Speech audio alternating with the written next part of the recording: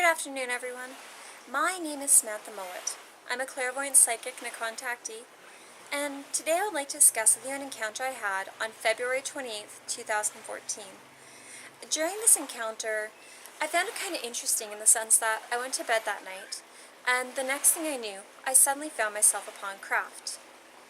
And the reason why I say this is interesting is when I went to sleep that night, I did not recall astral projecting out of my body and going out towards craft, nor did I recall any being coming into my home and removing my physical body and taking me elsewhere.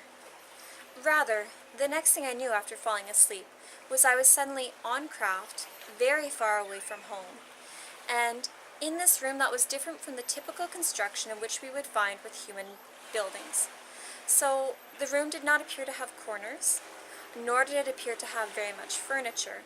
The only furniture I recall seeing in this room was an examination table or medical table. And there was a very bright light throughout the room, yet no apparent light source. And as I looked around this room, I noticed that I was not alone.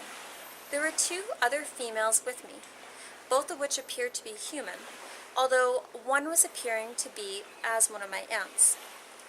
Now when I looked at their clothing, I noticed that they were both wearing very simple material dresses. Now these dresses went to about, I would say, 3/4 length or so, to around their elbow. They were a loose fit. They appeared to be of a material similar to cotton with no pattern, a very simple neck, things of that nature. Now this is where I started to notice that something was not quite right. You see, this being, who was appearing as my aunt, was trying to be very loving to me, very kind, and that's not the way in which this aunt typically is towards me. She and I are not very close. Then I looked at the clothing again and I thought, that's not right, because I've never in my 30 years of life seen her wear a dress. She's always been a jeans and t-shirt kind of girl.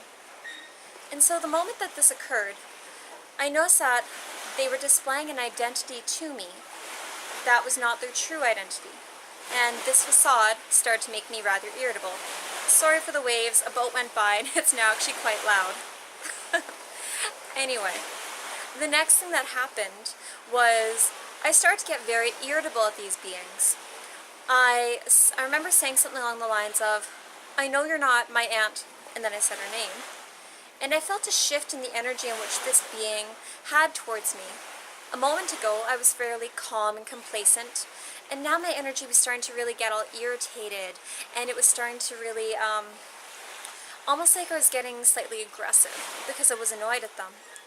And this being, having sensed the shift in my energy, decided it would be best for it to leave the room. And as soon as it left the room, I looked around. I noticed that I still had the one other female being with me. Now, this other being, her energy was a bit different. She felt uncomfortable.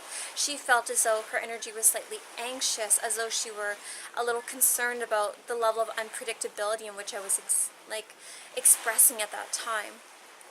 So, the next thing I recall with that was I was shown an astral projection type image of, well, more of a remote viewing, pardon me, my guides are saying that's a more accurate way to depict what happened. So a remote viewing image of the other being that had just left the room. And rather than it appearing as a female, it was suddenly dressed as a man. And I noticed that it was in this massive, massive building. Well, not building, it was more like a massive ship, thank you. And there were gardens, there were different, almost like different rooms and whatnot coming off of it. And yet this being was riding something very similar to a bicycle, but it did not have wheels. Rather it has some sort of energetic way in which to move the being as it sat atop of it to another area.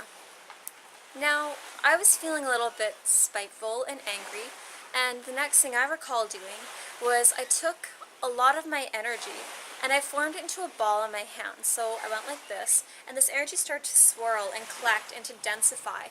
And it was very similar to taking the energy that's around you and forming it into a snowball.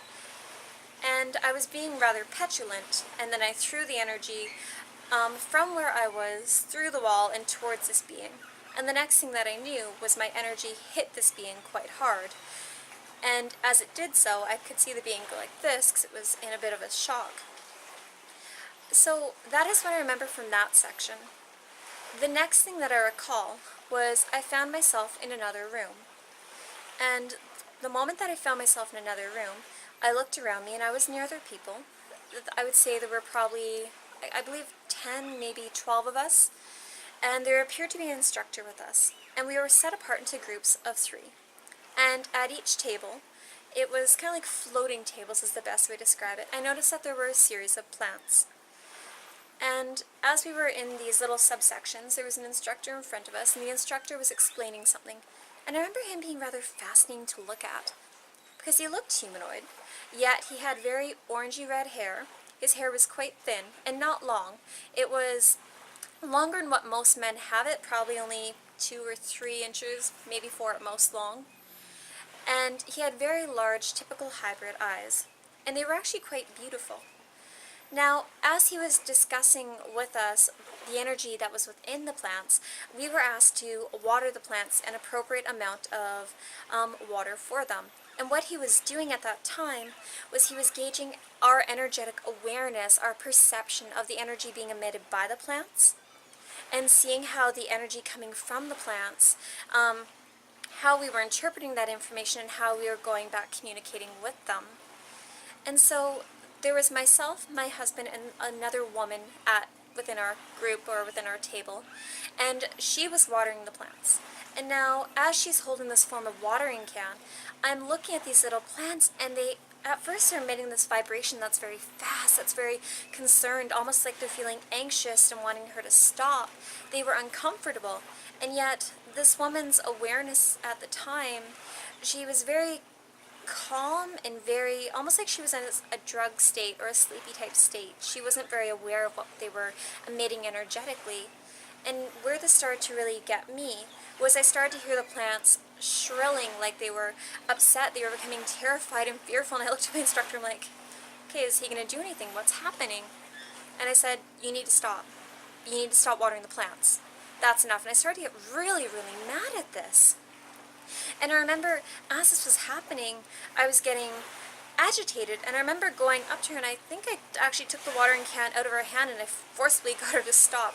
And the next thing I knew, my instructor was just looking at me, and his head was slightly cocked, like he was evaluating me, gauging me, just having an awareness of, okay, look at how the energetic situation around these plants being affected by this woman has put me into this really frustrated, agitated state. It's like he was calculating the situation and getting an awareness of not only how everyone was interacting, but the way in which I chose to present myself in that situation. I should mention that I'm someone who is a huge plant lover, and even in my day-to-day life, when I'm watering my own plants, we'll typically infuse the water with loving energy, like on the bottom of all of our watering cans. We have words written like love and health, and I appreciate you, I honor you, things of that nature. And we typically put various crystals in our water to help raise the vibration and change the different ways in which the water is affected. That way the plants have more of an optimal growth and health. Things of that nature are very important, and these are things that you can learn when you're on craft. Another thing that they had taught me to do in regards to plants is to do things like to talk to your plants. If you talk to them, they're going to grow happier. When one of our plants is sick, I typically ask it, okay, well, are you happy in this location of the home? Is it too much sun? Is it too little sun? Is it too much water? Is it too little water? Things of that nature. And my guides are telling me I'm going off on a tangent about plants, and I'm supposed to be talking about encounters, but that is an important component that I took away from those experiences, and that's just a very simple example of what it's like when you go up onto craft and you're on craft to learn something, whether it's about water and vibration or energy or plants or telepathic or energetic communication, things of that nature. Well, I hope you have a beautiful day. It was lovely talking to you. Peace, love, and light. Bye.